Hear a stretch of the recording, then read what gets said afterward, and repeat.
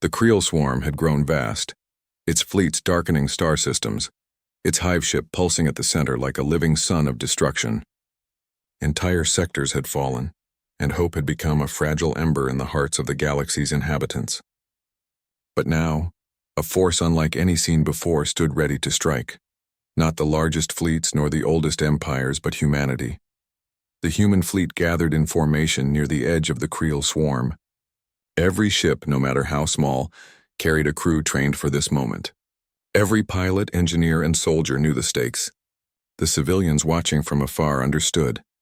This was the moment that would decide the future of millions of lives. Admiral Reyes stood on the bridge of the Resolute, looking at the massive hive ship dominating the viewports. It was impossibly large, its surface writhing and pulsating as if alive. Its shape shifted constantly, making it impossible to predict where to strike. Yet he did not waver. "Prepare the assault teams," he ordered. "We move now." No hesitation. No retreat. Humanity does not yield. Captain Chen checked the readiness of the fleet. Ships carried specialized energy disruptors, modified weapons, and every trick humans had developed in months of battle. Strike teams were assigned. Every vessel had a precise role, but pilots were trusted to improvise if needed. It was a plan built on flexibility, ingenuity, and courage, the essence of humanity itself. The first wave dove into the swarm. Thousands of Creel ships descended upon them, moving in terrifying synchronization. The initial clash was brutal. Plasma tendrils tore through the void, hulls cracked, and alarms rang across the fleet. Yet the humans pressed on, weaving between enemy vessels, striking at weak points in the swarm that no one else could exploit. Human strike teams moved with a precision that amazed the Zorath. Where alien fleets acted like rigid machines, human ships danced like living beings, adapting instantly to threats. Small asteroids detonated inside the swarm, scattering ships. Energy pulses disrupted communication between Creel vessels, causing confusion and chaos. The swarm faltered for the first time under a coordinated assault. Even when a human ship was destroyed, others moved to protect the crew and complete the mission. Every loss was felt deeply, yet every act of courage inspired the next. Humanity's determination was contagious. Zorath fleets, inspired by their example, moved with renewed courage, fighting in ways they had never tried before. The hive ship pulsed furiously. It sensed the disruption, and its response was immediate. Waves of Creel ships surged, attempting to crush the human fleet before it could reach the core.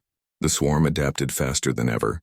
The humans knew this battle could not be won by force alone. They would have to outthink the enemy. Admiral Reyes gave the order. "Split into strike teams. We hit the core from every angle. Engineers focus on destabilizing the hive's command nodes. Pilots find gaps, push through, and improvise. Every second counts." Human ships darted in multiple directions, drawing the swarm into traps, luring vessels into asteroid fields rigged with energy cores. Explosions rocked space, and the hive ship pulsed as if in pain. Every pulse was like a heartbeat. Every reaction a challenge the humans met with ingenuity. Captain Chen led one of the fastest strike teams. Her ship weaved between Creel vessels, firing disruptors at weak points identified by human engineers.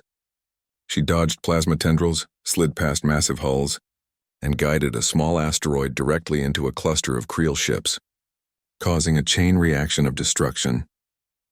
In the heart of the swarm, the humans found the hive ship's core. It was massive, a shifting structure of living energy and flesh. Its surface writhed and shimmered, almost impenetrable. Yet human engineers had discovered something. Tiny nodes pulsing along the hive's surface controlled the coordination of the entire swarm. Destroy them, and the swarm's unity would collapse. The plan was dangerous. One strike team would have to carry all available disruptors, penetrate the hive's defenses, and target the nodes simultaneously. Failure meant total annihilation. Success meant a chance to save the galaxy. Admiral Reyes watched the strike team, his hands clenched. "They are humanity's best," he said quietly. "They carry everything we have into the heart of the storm. Godspeed." The team accelerated, diving straight into the hive ship's shifting surface. Creel vessels swarmed them, but the humans moved with coordination, striking nodes, dodging attacks, and improvising where necessary. Explosions rocked the core, energy pulses pulsed back, yet they persisted. Suddenly, the hive ship responded. Massive energy waves radiated outward, shaking smaller Creel vessels. Many human ships were caught in the blast, their hulls damaged. Still, the strike team pressed on, focusing on the critical nodes. One by one, the pulses that coordinated the swarm began to fail. Confusion spread like wildfire through the Creel ranks. Ships collided, commands failed. The swarm faltered. Seeing the moment, Admiral Reyes ordered the final push. All ships focus fire on the exposed nodes. This is the moment! The human fleet, joined by inspired Zorath vessels, concentrated every weapon at the hive ship. Lasers, disruptors, missiles, and improvised energy traps struck simultaneously. The hive ship shrieked, pulsating violently, before erupting in an explosion of light and energy that rippled across space. The shockwave cascaded through the swarm. Without its central command, Creel vessels floundered, directionless. Entire waves of the swarm collided, imploded, or fled into deep space. The galaxy had never seen such a sight. The unthinkable had happened. The Creel, the unstoppable living swarm, had been defeated, not by ancient fleets, not by superior technology, but by the courage, ingenuity, and determination of humanity. Silence fell across the battlefield. Star systems that had been dark now saw light again. Refugees wept openly. The Zorath and other species cheered for the humans who had risked everything. The name Earth echoed across communications, filled with gratitude, respect, and awe. Admiral Reyes stood on the bridge of the Resolute, his crew celebrating around him, yet he did not speak of victory. Instead, he looked to the stars. "We answered a call," he said softly, "and we found ourselves capable of more than anyone believed. We are small, but courage has no size. We are young, but resolve has no age. Today, humanity has shown what it means to rise when all others falter." Captain Chen joined him, smiling. "The galaxy will never forget this." "No," Reyes replied, "and neither will we. We fought not for glory, not for conquest. We fought because someone needed help. That is what makes us human." The aftermath was unlike any other war. Systems began to rebuild. The Zorath Alliance, now strengthened and inspired by humans, organized to restore the frontier. Refugees returned home, bringing with them stories of the humans who had faced impossible odds and triumphed. Even species that had doubted humanity now treated them as equals, if not leaders. The galaxy, once divided by fear and distrust, now looked at Earth with new eyes. Humanity had not only saved the Zorath, but had reminded all civilizations of a powerful truth. Courage, ingenuity, and unity could overcome even the darkest threats. Across Earth, messages from the fleet arrived. Families rejoiced. Children cheered. Scientists and engineers celebrated. Humanity had left its cradle, faced the unknown, and returned as something more than they had been before, a symbol of hope to an entire galaxy. The Creel had been defeated, their hive ship destroyed, their fleet scattered. But humanity knew the galaxy was vast and threats could rise again. Yet one fact remained clear. When someone calls for help, humanity would answer. Not with hesitation, not with fear, but with courage, creativity, and determination. The call had gone out across the stars. Humanity had answered, and their answer had shaken the galaxy to its core. Stars shone brighter that night. Systems rebuilt, and humanity, once a small, overlooked species, had carved its name into the history of the cosmos. The galaxy had learned a lesson it would never forget. Humans may be young, but when they rise fully, and nothing can stand in their way. And somewhere, far beyond the edge of known space, new civilizations would hear that story and understand the power of courage, ingenuity, and the human spirit. Commander Elias Rourke floated in silence, his ship barely holding together. The stars around him looked endless, bright points scattered across black infinity. His cockpit smelled of burned metal and stale air, and the faint hum of failing systems reminded him that time was running out. He was alone, drifting in the cold void of space. The battle had ended hours ago, but its echoes still rang in his mind. Humanity's fleet had fought bravely against the alien coalition that controlled this sector. They had gone in knowing the risks, but Elias never expected to be left behind. His fighter, the Helios 7, had taken heavy damage when enemy fire tore through its engines. Power cells cracked, oxygen systems ruptured, and the ship spun out of formation. He remembered sending out a distress call while trying to stabilize the vessel. But then came the worst moment of his life. His wingmates disappearing into faster-than-light jump, retreating while he remained stranded. "They left me," Elias whispered, his voice rough and weak. The words tasted bitter, but he quickly shook his head. No, his people did not abandon their own. Perhaps his signal had not reached them. Perhaps the chaos of battle forced the fleet to pull back. He refused to believe that humanity had forgotten him. Still, the reality was brutal. His oxygen meter blinked red, counting down the hours he had left. Emergency rations floated near his feet, but without life support, food would mean nothing. His ship had power only for minimal functions: lights, weak communications, and the fragile shell of his survival pod. Through the cracked canopy glass, he saw wreckage drifting by. Pieces of destroyed alien cruisers spun silently, twisted and scorched. Somewhere among the debris were also fragments of human ships. The battle had been devastating for both sides. Yet the aliens were not the ones suffering in this tiny coffin of metal. He was. He closed his eyes and thought of Earth. He pictured the blue oceans and green mountains. He imagined the crowded cities where people laughed and argued, where life always moved forward. He thought of his family, his mother's gentle voice, his father's proud smile, and his younger sister who had promised to watch the stars every night until he returned. "I'll come back," he told himself, though no one could hear him. His words fogged in the freezing air. "I'll come back. Humanity doesn't forget." But as the hours dragged on, doubt began to gnaw at him. In a nearby star system, the Alien Coalition Council gathered aboard a massive station. Leaders of several species watched the battle reports. Most of them were calm, confident that the human fleet had been pushed back. To them, humanity was stubborn, but still too young a race to compete with their centuries of dominance. One of the council members, a tall creature with silver skin and elongated eyes, pointed at a recording of Elias's drifting ship. "That one was left behind," he said. "His vessel is crippled. He will be dead soon. And the humans, they will not risk their fleet for one soldier."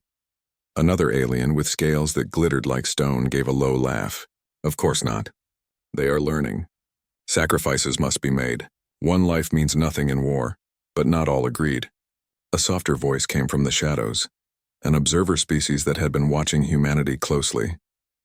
"You misjudge them. Humans are different. They value even one life. If there is a chance, they will return." The council dismissed the thought. To them, logic ruled all decisions. Sacrificing fleets for a single pilot was madness. They believed humanity would soon understand this truth of survival. Far away, Elias coughed into the silence, his chest aching. His breath came in shallow gasps. He recorded one more message into his broken console. His words were quiet but steady. "To anyone who finds this, I am Commander Elias Rourke, United Earth Fleet. My ship is Helios 7. I fought and I lived. If I don't make it, tell my family I kept my promise. Tell them I remembered Earth, and tell them humanity doesn't leave its own." The console flickered, the recording stored but unable to transmit far. His power reserves were too low to send across systems. Still, he smiled faintly, as if believing someone someday would hear his voice. Time passed slowly. The stars did not move, but his thoughts did. Sometimes he imagined footsteps echoing through the cockpit, as if someone had come to rescue him. Other times he imagined voices calling his name. But every time he opened his eyes, there was only emptiness. He checked his oxygen again. Less than 6 hours remained. His body grew weaker, but his mind refused to surrender. He worked with trembling hands, patching cables, sealing cracks with emergency foam, rerouting power to the distress beacon. He knew the signal might never reach home, but humans were known for impossible attempts. If he could make even a spark in the darkness, maybe, just maybe, someone would come. When he finished, he slumped back in the pilot seat. He was exhausted, drenched in sweat despite the cold. His eyes drifted shut, but he forced them open again. He could not give in yet, not while hope remained. "Hold on," he whispered. "They'll come. They always come." Meanwhile, back on Earth's flagship Aurora, far from the battlefield, technicians monitored incoming transmissions. Amid the noise of space, a faint, almost broken signal caught their attention. Static hissed, and within it fragments of a human voice echoed. "Commander Elias Rourke. Helios 7. I fought, I lived." The signal was too weak to decode fully, but the name was enough. Officers exchanged tense looks. Reports had marked Elias as missing in action, presumed dead. But here was proof he still breathed. News spread quickly through the crew. Some argued it was impossible to reach him. The enemy fleet controlled the region. Attempting a rescue would be suicide. But others felt the fire of determination burning. Humanity's creed was clear. We don't abandon our own. The captain of Aurora stood silent for a long moment, listening to the crackling voice again and again. Finally, he said quietly, "Prepare the fleet. We go back for him."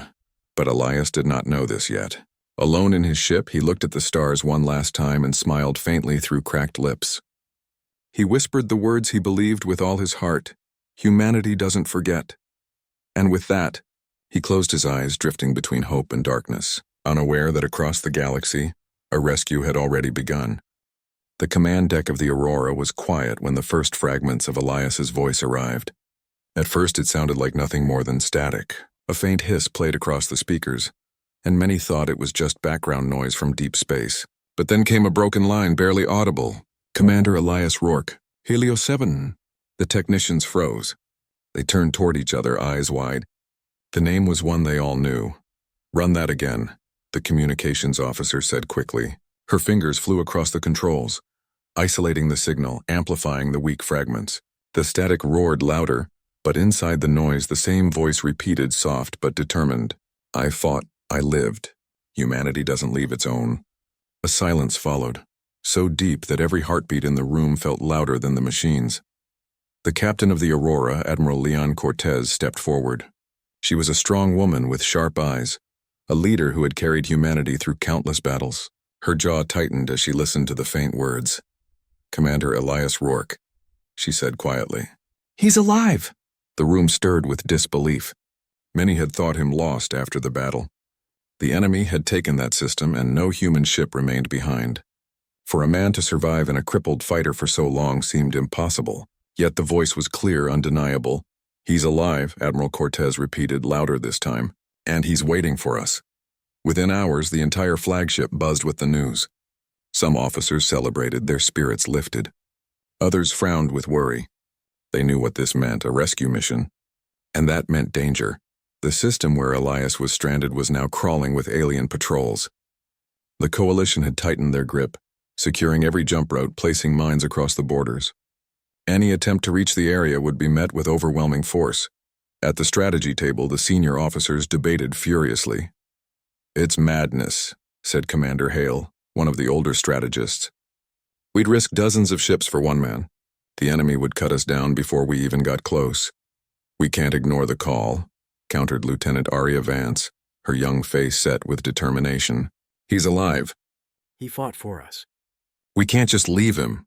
Logic must guide us," Hale argued, pounding his fist lightly on the table. "One man cannot outweigh an entire fleet. If we try this and fail, we may lose hundreds more." Admiral Cortez listened without speaking, her arms crossed. The debate went back and forth, voices rising, emotions clashing. At last she raised her hand and the room fell silent. "Do you all forget what it means to be human?" she asked, her voice firm. "We do not measure worth only in numbers. To us, every life matters. That is what makes us different. That is what the aliens will never understand." The officers stared at her, silent. Cortez leaned forward, eyes burning with conviction. "We will go for him," she said. "No matter the cost." News of the mission spread through the crew. The younger officers and soldiers cheered, proud to be part of such a daring rescue. Yet fear lingered too. Everyone knew the risks. Stories spread about alien fleets waiting like sharks, about minefields so thick no ship could pass without being torn apart. But no one volunteered to back out. One engineer summed up the spirit of the ship when he said, "If it were me out there, I'd want them to come for me too." Meanwhile, on the alien coalition station, reports came in about unusual human activity. Scouts had spotted the Aurora's fleet preparing movements. The alien leaders gathered once again to discuss. "They're planning something," one said, "but surely they won't risk their fleet for a single lost pilot." "Humans are unpredictable," said the observer species quietly. "Mark my words, they will go back. For them, loyalty is not weakness, it is strength." The council laughed at this. "Strength?" The scaled alien scoffed. "Wasting lives for one soldier is foolish. When they come, we will crush them. And the galaxy will see their weakness, but still." Unease spread among the more thoughtful leaders. Humanity had surprised them before. Back on his drifting ship, Elias struggled to stay awake. His repairs had bought him little more than faint sparks of power. His distress signal was weak, but he prayed it was enough. Sometimes he thought he heard voices, his sister's laughter, his mother calling his name, but when he opened his eyes, only the quiet emptiness remained. His oxygen meter blinked lower and lower. 3 hours, maybe less. His hands trembled as he reached for his small data pad. He opened the last recording he had made. His own tired face appeared on the cracked screen. He listened to his words, reminding himself of what he had promised. Humanity doesn't leave its own. He clutched the device to his chest, whispering the line again. He wanted to believe. He needed to believe. Then faintly something changed. The static in his ears shifted. His signal receiver flickered to life for a brief moment, catching a whisper. "Elias, hold on." His eyes widened. He thought it was another hallucination, but then it came again, clearer this time. "We're coming for you. This is Aurora. Hold on." For the first time in hours, he laughed. A weak, cracked sound, but filled with hope. They had heard him. They were coming. On the Aurora, the fleet prepared for launch. Soldiers checked their weapons. Engineers fine-tuned engines, medics stocked supplies. Everyone worked with quiet focus. They knew this mission was not about conquest, not about glory, but about one life, one of their own. Admiral Cortez stood at the front of the bridge as the countdown began. "Fleet status?" she asked. "All systems ready," replied Commander Hale, still doubtful but obedient. "Then set course," Cortez ordered. "We're going to bring our man home." The stars outside shifted as the engines roared to life. The fleet moved as one, a spear of light cutting into the darkness. Far away in his broken fighter, Elias looked at the same stars and whispered, "I knew you wouldn't forget me." The fleet of the Aurora moved silently through the dark sea of stars. Dozens of ships followed the flagship, each one ready for the dangerous path ahead. The crew knew the risk. Every calculation, every whisper of rumor said the same thing. The alien coalition had sealed the system tight. Still, no one turned back. Humanity had made its choice. Admiral Cortez stood tall on the bridge, her eyes fixed on the star map glowing before her. Red markers showed the minefields, the patrol routes, and the blockade waiting ahead. The path was narrow, almost impossible. "Reports?" she asked calmly. "Enemy scouts confirmed near Sector 9, Commander Hale replied. "They know we're moving." "Let them know," Cortez said. Her voice was steady. "We're not hiding." Hours passed as the fleet slipped closer to the occupied system. In the engineering bays, the mechanics whispered prayers as they tuned the engines for silent runs. In the medical wings, doctors prepared for casualties they hoped would not come. Among the younger officers, there was no fear, only determination. Lieutenant Aria Vance walked the halls, speaking with crew members, reminding them why they were here. "For one life," she told them, her voice clear. "For one man, and if we succeed, the galaxy will see what it means to be human." In his broken fighter, Elias Rourke drifted half awake, his breaths shallow. His oxygen had dropped dangerously low, but the sound of the Aurora's faint voice still echoed in his mind. "Hold on, we're coming for you."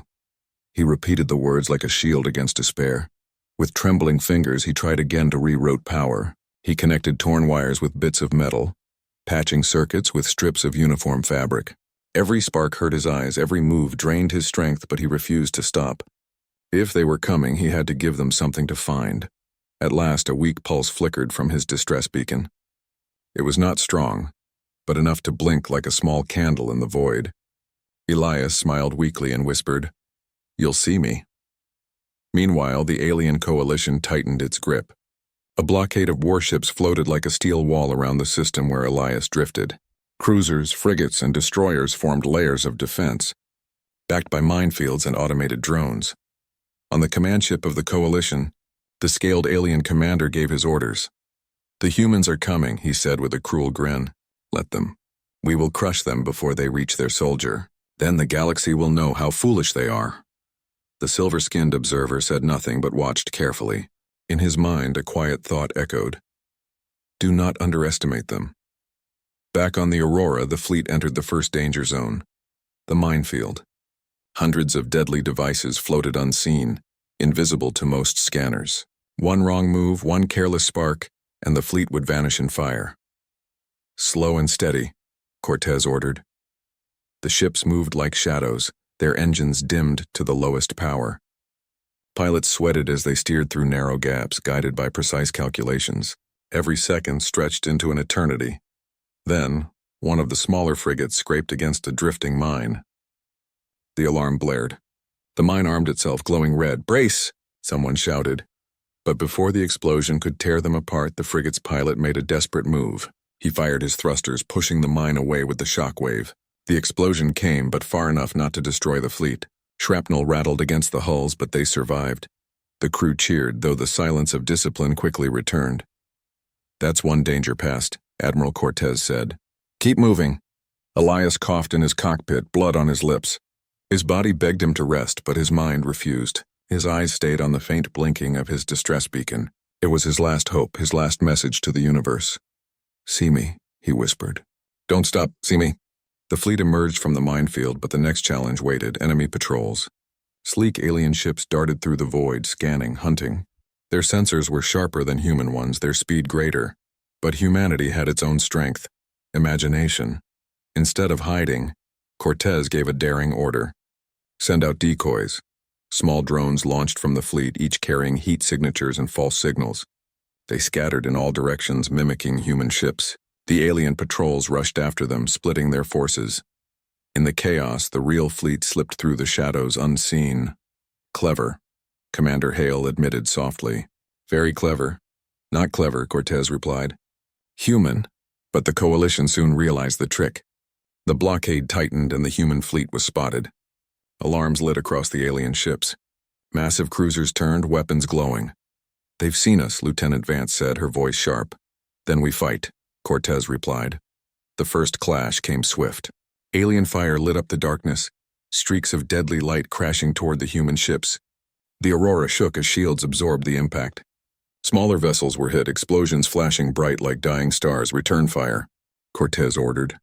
The humans struck back with everything they had. Torpedoes cut through the void, lasers burned, and railguns thundered. The blockade shuddered under the sudden storm. The aliens expected the humans to retreat. Instead, the fleet pressed forward, each ship sacrificing safety to push closer to the system's heart. Elias felt the distant tremors of battle. He could not see it, but his instincts told him it was near. His people were coming. He clutched the datapad against his chest, tears filling his eyes. "Come on," he whispered. "Just a little closer." The battle raged. Human ships exploded, but they kept moving forward. Even as casualties grew, the fleet refused to turn back.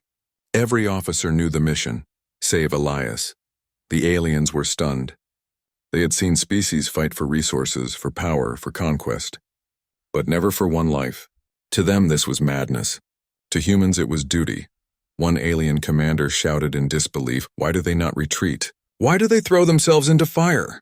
The silver-skinned observer answered softly, "Because for them, no life is too small to save." At last, the Aurora broke through the blockade. Smoke and fire trailed behind it, but it endured. Beyond the battle, they caught the faint blinking of a distress beacon. A weak flickering light in the endless dark. "Elias," Cortez whispered. The crew cheered. The beacon was faint, almost gone, but it was enough. "Prepare the rescue team," Cortez ordered. "We're close." Elias's eyes closed as the blinking light above him dimmed. He was so tired, so weak. He felt like letting go. But then, through the fog of his fading vision, he saw something. Shapes in the distance, lights cutting through the darkness. Ships. Human ships. A broken laugh escaped his lips. He whispered his last strength into the air. "I knew you'd come." And then he went still, floating in silence, waiting. The Aurora and its fleet drifted closer to the source of Elias Rourke's faint beacon. The blinking light was a tiny promise in the infinite darkness of space. The closer the ships came, the more the fleet could see the remnants of the battle that had left Elias stranded. Wrecked ships floated like broken toys, their metal hulls scorched and shattered. Admiral Cortez stood on the bridge of the Aurora, her hands resting lightly on the console. She did not speak. There was no need. Every crew member knew what was at stake. Every person on board felt the weight of the mission, and every officer understood the silent rule of humanity. We do not leave our own behind. "Enemy reinforcements are converging," Commander Hale reported, his voice tight with tension. "They've realized we've made it past the blockade." Cruisers and patrol frigates are heading straight for us. Cortez nodded without turning. They underestimate us. They always do. The fleet pressed forward, weaving between the derelict ships, careful not to trigger the debris. Lasers flickered from distant alien patrols. Warning shots meant to drive them away. Yet the humans pressed on. The Aurora's engines glowed faintly, just enough to push the flagship forward without drawing too much attention. On the surface of Elias's damaged fighter, he floated in a haze of exhaustion and cold. His oxygen levels had fallen dangerously low and his body trembled with fatigue. Every breath was a struggle. Yet even in this state he could feel it, the faint presence of human ships alive in the distance. His heart, nearly stopped by despair moments before, surged with renewed hope. "Hold on," he whispered to himself, clinging to the small flicker of light. "They're here. They're coming." The blinking of his distress beacon grew stronger, partially restored by his last repairs. It pulsed like a heartbeat, a tiny signal calling across the void. Back on the Aurora, Admiral Cortez watched the beacon signal on the tactical display. A small dot blinked weakly in the distance. It was nearly imperceptible against the backdrop of space, but it was enough. "Target acquired," she said quietly. "Prepare the boarding teams. We're going in." The crew readied smaller ships and escape pods designed for rapid deployment. Engineers checked every system. Weapons officers armed lasers and railguns, and medics prepared for the wounded. The fleet's energy was tense, electric with focus. "Remember," Cortez said, addressing the senior officers, "Elias is alive, and we will bring him home. Nothing will stop us," the alien coalition scrambled. They realized the humans had reached the outer perimeter of the system. Massive cruisers changed direction, deploying fighters and sending out warning signals. They assumed the humans would panic under pressure, retreating into the void. They could not comprehend the human resolve. "They will never break through," said the scaled commander, watching the approaching fleet. "One soldier cannot outweigh an entire blockade." "Yet they persist," the silver-skinned observer murmured. "Humans are different. Watch carefully." As the Aurora approached the heart of the system, the enemy opened fire. Bolts of energy lit the darkness, streaking toward human ships. Explosions erupted near the fleet, sending shards of metal into the void. Smaller vessels dodged as best they could, but some were hit. Fires flared on the hulls, alarms blaring. "Return fire!" Cortez ordered. The fleet responded instantly. Torpedoes streaked through space, colliding with enemy cruisers. Lasers tore through the void, cutting through shields. The human fleet fought not just for survival, but for one life. And that determination gave them a strength the enemy did not anticipate. In the midst of the chaos, the boarding teams launched. Escape pods carrying elite soldiers sped toward Elias's drifting fighter. They navigated the debris, dodging enemy fire with expert precision. Inside the pods, soldiers whispered to one another, keeping calm despite the danger. "We'll bring him home," one said quietly. "Just a little farther." Elias heard the approaching engines. At first he thought it was another hallucination, but then he saw the glow of human lights in the distance moving closer, cutting through the darkness. His heart raced with disbelief and relief. "They came," he murmured. Tears filled his eyes. "They actually came." The boarding pods reached the fighter. Small magnetic tethers latched onto the damaged hull, holding them in place. Soldiers carefully pried open the cockpit, dodging sparks and twisting metal. Elias's eyes opened slowly, confusion and exhaustion battling with hope. Then he saw the first face, Lieutenant Arya Vance, smiling through the visor of her helmet. "Commander Rourke?" she asked softly. "We're here. You're coming home." He laughed, a weak, broken sound, but it was filled with joy. I knew you wouldn't forget me." The soldiers helped him into the pod. He felt weightless as the engines lifted him away from the fighter. Behind him, the Helios 7 floated, a battered shell of what it once was. He could not help but glance back, a mixture of sadness and relief in his eyes. "I thought I was gone," he whispered. I thought I was forgotten." "Never," Vance said firmly. "Never." As the pods returned to the Aurora, the battle raged around them. Enemy ships had surrounded the area, but the humans fought with relentless determination. They refused to allow their flagship to be pinned, coordinating with smaller vessels to break enemy lines. Every move was precise, bold, and fearless. The alien commanders watched in disbelief. These humans were risking everything for one man, breaking the rules of logic yet succeeding. Every ship that survived strengthened the morale of the fleet, and with each strike they forced the enemy to retreat. Back on the Aurora, Elias was stabilized in the medical bay. He felt warmth for the first time in days, oxygen flowing freely again. Medics checked his vitals, patched wounds, and gave him water. He could barely speak, but he smiled faintly. "You came," he whispered, his voice hoarse. "You actually came." Admiral Cortez entered the room, her expression softening as she saw him alive. "Of course," she said. "Humanity doesn't leave its own." "Not one of us," Elias's eyes shone. I doubted it." "You weren't supposed to," Cortez replied. "But now you know." Outside, the enemy ships retreated. The Aurora and its fleet emerged victorious, battered but unbroken. They had achieved what no one expected. They had rescued a single human soldier against overwhelming odds. The story spread quickly across the galaxy. Even the alien observers could not deny the sight of one human, rescued through fire and destruction, a symbol of determination and loyalty that no species had ever shown. In the aftermath, Elias stood on the deck of the Aurora, looking out at the stars. He could see the lights of the enemy ships retreating, a reminder of what they had faced. But he also saw the human fleet battered yet proud, and his heart swelled with gratitude. "They believed in me," he said softly, "even when I could not believe in myself." And across the fleet, a quiet truth settled among the humans and aliens alike. Loyalty, courage, and the determination to save one life could change the course of events, even against impossible odds. Elias knew that he would never forget this moment. Humanity had reached into the darkness and brought him home, and the galaxy would never forget the story of the great rescue